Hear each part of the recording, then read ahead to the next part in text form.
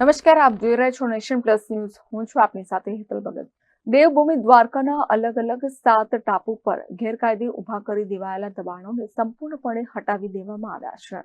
જિલ્લા વહીવટી તંત્ર અને પોલીસ તંત્ર દ્વારા 36 ગેરકાયદે સ્ટ્રક્ચરલ દબાણ હટાવી 7 ટાપુઓ સંપૂર્ણ દબાણ મુક્ત કરવામાં આવ્યા છે. રાજ્યના ગૃહમંત્રી હર્ષ સંઘવીએ જણાવ્યું છે કે દેવભૂમિ દ્વારકા જિલ્લાના 7 ટાપુઓ હવે 100% દબાણ મુક્ત થઈ ગયા છે. 7 ટાપુઓ પરના કુલ 36 ગેરકાયદેસર બાંધકામ દૂર કરવામાં આવ્યા છે.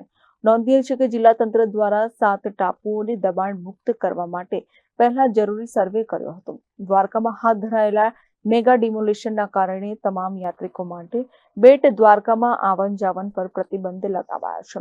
યાત્રિકોનો દ્વારકામાં પ્રવેશ અટકાવવા માટે બેરિકેડ લગાવવામાં આવ્યા છે. જોકે મંદિરમાં પૂજા અર્ચનાનો કાર્યક્રમ રાબેતા મુજબ શરૂ છે. દેવભૂમિ દ્વારકા જિલ્લામાં અગાઉ પણ અનઅધિકૃત રીતે સરકારી જમીન પર કરેલા અતિક્રમણ સંદર્ભે જિલ્લા પ્રશાસને નોટિસ પણ આપી હતી. આ અંગેની કાયદાકીય કાર્યવાહી કરવામાં આવી હતી.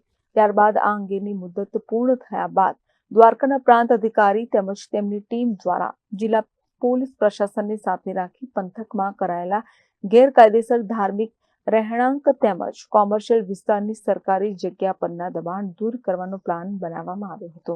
જનક Patel, nation plus news, Gandhinagar. સમાચારોના સતત અપડેટ મેળવવા માટે અમારી નેશન પ્લસ ન્યૂઝની યુટ્યુબ ચેનલને સબસ્ક્રાઇબ કરો, બેલ આઇકન દબાવો અને જોડાયેલા રહો ફેસબુક, ઇન્સ્ટાગ્રામ અને ટ્વિટર પર.